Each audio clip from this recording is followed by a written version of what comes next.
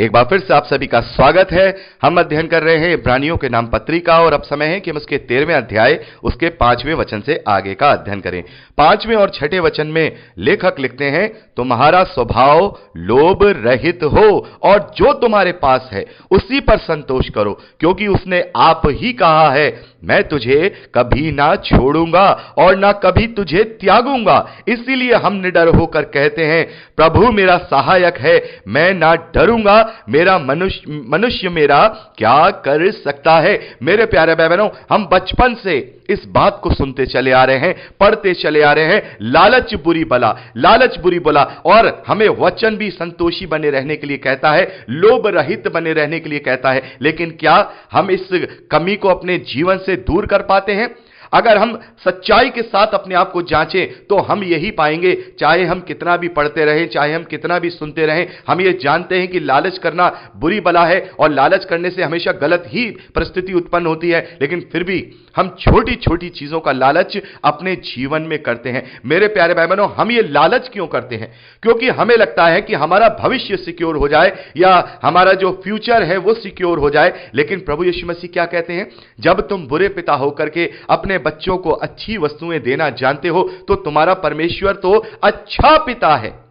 मेरे प्यारे भाई बहनों, यहां पर लेखक ने 2 वचनों को पुराने नियम से लेकर के कोट किया है। व्यवस्था विवरण उसका 31वां अध्याय, वहां से लेखक लिखते हैं कि परमेश्वर ने अपने आप से यह कहा है कि मैं तुझे कभी ना छोड़ूंगा, मैं तुझे कभी ना त्यागूंगा। वो हमें कभी नहीं छोड़ेगा, वो हमारा अच्छा पिता है, हमारी आवश्यकताओं को जानता है। इसीलिए प्रभु यीशु मसीह कहते हैं कि चिंता मत करो, तुम चिंता मत करो, आज की चिंता आज ही काफी है, वो तुम्हारे लिए खड़ा है।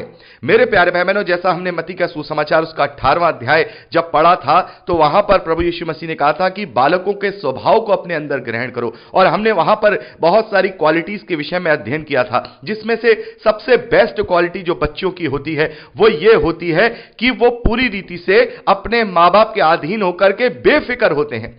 किसी भी बच्चे को मैं नहीं समझता हूं, 11-12 साल के बच्चे को या 7-8-9 साल के बच्चे को इस बात की चिंता रहती होगी कि मेरी फीस कैसे जमा होगी, मैं खाना कैसे खाऊंगा, मैं कपड़े क्या पहनूंगा। उसे कोई चिंता नहीं होती, वो बिल्कुल बेफिक्र होता है। तो मेरे प्यारे भाई बहनों, प्रभु यीशु तो कहते हैं कि बालकों को अपने अंदर ग्रहण करो, बालकों के स्वभाव को अपने अंदर ग्रहण करो। तो क्या यह बालकों वाला स्वभाव हमारे अंदर है कि हम अपने पिता को बिल्कुल सच्चा पिता मान करके अपने जीवन को बेफिक्र होकर के जिए? मेरे प्यारे भाई बहनों, वो फिक्र करने वाला है, वो चिंता करने वाला है, तो हम चिंता क्यों करें? हम क्यों लोभ करें? हम क्यों लालच करें? हम क्यों किसी बात के लिए टेंशन लें कि आगे आने वाले समय में क्या होगा, हम ये भी गेन कर लें, हम वो भी गेन कर लें? क्योंकि मनुष्य अपने आगे आने वाले समय की चिंता करके बहुत सारे गलत काम करता है। लेकिन अगर सही मायने में आगे आने वाले समय की ही चिंता करनी है तो उस अनंत काल के जीवन की चिंता करें जो विनाशी नहीं बल्कि अविनाशी है। क्या हम उसकी चिंता करते हैं? इस 80 साल के भविष्य को सिक्योर करने के लिए तो हम लालच भी करते हैं, असंतोषी भी हो जाते हैं, किसी को धोखा देने के लिए भी तैयार हो जाते हैं, दूसरे की चीज पर अपनी गंदी नजर भी डालते हैं। किस लिए? क्या यह हमेशा रहेगा? नहीं रहेगा। जो भी यहां पर इस धरती पर चीज हम गेन करते हैं वो सब नाशवान है। तो हमें अपने आप को इस रीति से परमेश्वर की अधीनता में एक बालक के समान बेफिक्र होकर के जीवन को जीना है। और हम ये जानते हैं कि वो हमें कभी नहीं छोड़ेगा, वो हमें कभी नहीं त्यागेगा। यशायाह नबी की पुस्तक उसका 49वां अध्याय उसके 15वें वचन में परमेश्वर कहते हैं कि दूध पिलाने वाली माता तो अपने बच्चे को भूल सकती है, लेकिन मैं तुझे कभी नहीं भूलूंगा, मैं तुझे कभी नहीं भुला सकता। 16वें वचन में परमेश्वर कहते हैं कि मैंने तेरे चित्र को अपनी हथेली पर खुदा रखा है। मेरे प्यारे भाई बहनों, परमेश्वर ने मेरा हर एक मसीही विश्वासियों के चित्र को अपनी हथेली पर खुदा रखा है। उसकी दृष्टि हमेशा हम पर बनी रहती है और उसकी योजना जो हमारे लिए है वो अनंत जीवन की है। तो उसको ध्यान में रखते हुए, उस फ्यूचर को ध्यान में रखते हुए परमेश्वर हमारे जीवन में कार्य करता है और इसी प्रकार से हमें बेफिक्र होकर के अपने जीवन को जीना है। और यहां पर भजन संहिता उसका 118वां अध्याय 16वें वचन को भी यहां जो लेखक हैं उसको यहां पे कोट करते हैं कि मैं ना डरूंगा क्योंकि प्रभु मेरा सहायक है। हमारे साथ कौन है? अगर हम किसी मनुष्य पर भरोसा रखें तो उससे क्या फायदा? शापित है वो मनुष्य जो किसी मनुष्य पर भरोसा भरोसा करता है। हमें तो यह विश्वास करना चाहिए कि हमारी नाव में प्रभु यीशु मसीह है। उस नाव को कोई हिला नहीं सकता, कोई तूफान डुबा नहीं सकता। तो हम फिर किस बात की चिंता करें? यदि परमेश्वर को हमने ग्रहण किया है, प्रभु यीशु मसीह को हमने ग्रहण किया है, वो हमें कभी नहीं त्यागेगा। तो हमें संतोषी जीवन जीना चाहिए, यह सोच करके जीना चाहिए जितना परमेश्वर ने मुझे दिया है शायद मैं उतना ही योग्य हूं, क्योंकि परमेश्वर हमें जानता है कि हम किस योग्य हैं। मेरे प्यारे भाई बहनों, धरती पर खड़े होकर के हम ज्यादा से ज्यादा 1 या 2 किलोमीटर, 5 किलोमीटर, 10 किलोमीटर तक ही देख सकते हैं, और अगर हम समुद्र के किनारे खड़े हो जाएं तो 60-70 किलोमीटर तक भी देख सकते हैं। लेकिन यदि हम 20 माले के ऊपर खड़े हो जाएं या किसी पहाड़ की चोटी पर हो तो वहां से हम जो है सैकड़ों किलोमीटर दूर तक का देख सकते हैं। तो परमेश्वर भी जो अलग डायमेंशन से हमें देखता है, अलग दृष्टिकोण से देखता है, वो जानता है कि हमारी योग्यता कितनी है, हमारा जो दिमाग है वो कितने में स्थिर रहेगा। हो सकता है कि परमेश्वर ये जानता है कि इसके पास ज्यादा आ जाए तो इसको बिगड़ने में ज्यादा देर ना लगे, और ये मेरी उस योजना से जो मैंने अनंत जीवन के लिए इसके लिए रखी है, ये उसको पाने में विफल हो जाए। इसलिए परमेश्वर जानता है कि कितना अपने अंदर कौन किस बात में कंट्रोल कर सकता है, और उसी हिसाब से वो उसके जीवन को निर्धारित करता है और उसके जीवन में हर एक आवश्यकता को पूरी करता है। और ज्यादा से ज्यादा देखा जाए तो इस धरती पर जीने के लिए क्या चीज चाहिए? वो रोटी है, वो कपड़ा है, वो मकान है। ये सारी चीजें परमेश्वर अवेलेबल कराता है। आपको सर ढकने की जगह भी देगा, आपको पहनने के लिए कपड़े भी देगा, आपको खाने के लिए भोजन भी देगा। लेकिन यदि हम अब उस स्टेटस को मेंटेन करने के लिए, दूसरों को दिखाने के लिए और दूसरों को आत्मग्लानि कराने के लिए अगर परमेश्वर से कुछ मांगेंगे, अपने एम्बिशियस पूरी करने के लिए परमेश्वर से मांगेंगे, तो परमेश्वर जानता है कि नहीं बेटा, मैं नहीं दूंगा तुझे, क्योंकि मैं जानता हूं, क्योंकि आप भी अपने बच्चों को वो सारी चीजें नहीं देते हैं। आप जानते हैं कि इस एज में अगर ये चीज इन्हें दे दी जाएगी तो ये बिगड़ सकते हैं। तो ऐसे ही परमेश्वर जानता है, इसलिए हमें अपने जीवन को संतोषी रखना होगा, क्योंकि वो हमें कभी ना भूलेगा, वो कभी भी हमें नहीं त्यागेगा, हमें कभी नहीं छोड़ेगा। हमारा सहायक परमेश्वर है, इसीलिए मैं और आप कभी नहीं डरेंगे।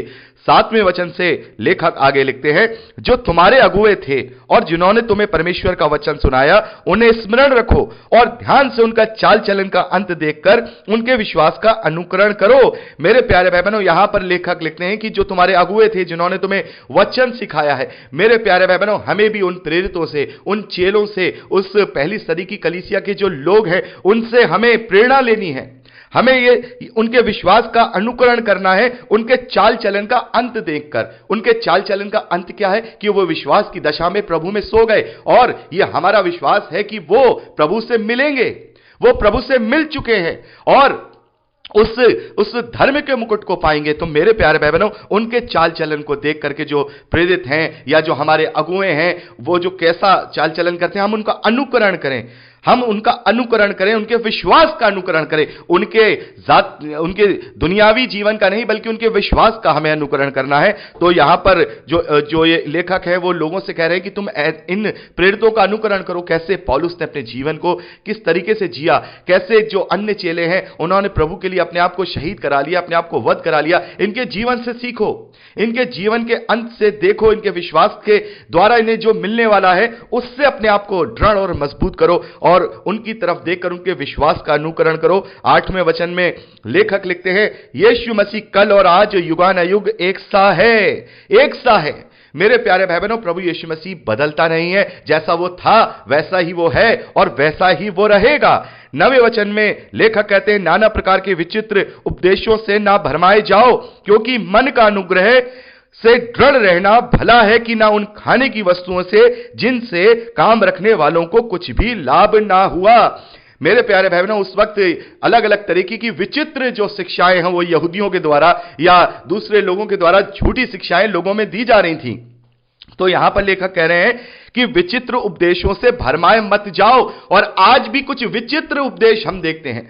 बहुत सारे लोग उन विचित्र उपदेशों को तोड़ मरोड़ करके उन्हें विचित्र बना करके एक सनसनी फैलाते हैं और लोगों को लगता है कि ओहो ये नया रिविलेशन मिला है, ओहो ये सारी चीज ऐसी हुई है। अजीब अजीब तरीके से लोग यहां पे डिफाइन करते हैं। ऐसे ऐसे मैं सरमन देखता हूं कि सुनने में तो बड़े इंटरेस्टिंग लगते हैं वो, कि ये चीज यहां से मिला दी, अच्छा ये चीज वहां से मिला दी, अच्छा ये 12 टोकरी, ये 5 मछली ये होते हैं, हैं, अच्छा ये 12 गोत्र होते हैं, ये सारी चीजें हो रही हैं सरमन में, लेकिन आत्मिक उन्नति के लिए कोई भी बात नहीं की जा रही है।